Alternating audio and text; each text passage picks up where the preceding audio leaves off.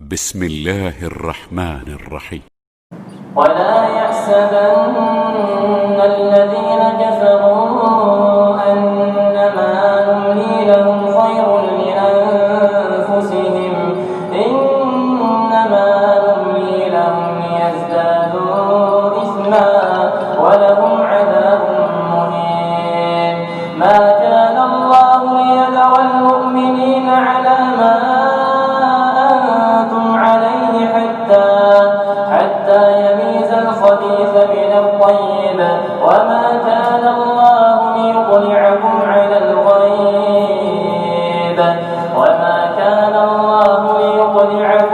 الغيب ولكن الله يجتبي من رسله من يشاء فآمنوا بالله ورسله وإن تؤمنوا وتتقوا فلكم أجر عظيم. ولا يحسبن الذين يبخلون بما آتاهم الله من فضله هو خير لهم بل هو شر لهم سيطوقون ما بخلوا به يوم القيامة ولله ميراث السماوات والأرض والله بما تعملون خبير.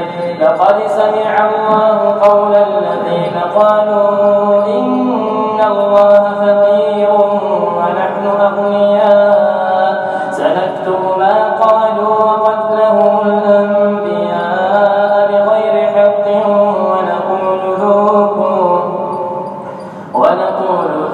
عذاب الحريق ذلك بما قدمت أيديكم وأن الله ليس بظلام للعبيد. الذين قالوا إن الله عهد إلينا ألا نؤمن لرسول حتى يأتينا بقربان تأكله النار قل قد جاءكم رسل من قبلي بالبينات وبالذي قلتم فلم قتلتموهم إن كنتم صادقين. فإن كذبوك فقد كذب رسل من قبلك جاءوا بالبينات والزبر والكتاب المنير.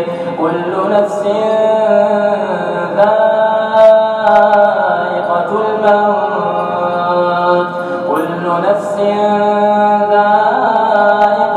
الموت وإنما توفون أجوركم يوم القيامة فمن زحزح عن النار وأدخل الجنة فقد فاز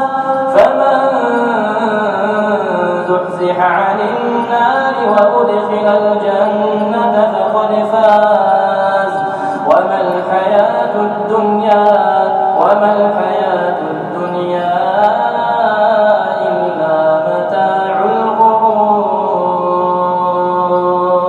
لتبلغن في أموالكم وأنفسكم ولتسمعن من الذين أوتوا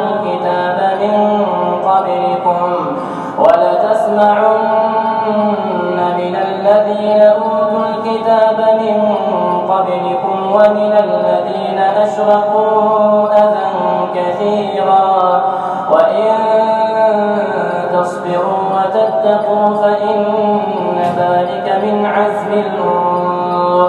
وإذ أخذ الله ميثاق الذين أوتوا الكتاب لتبيننه للناس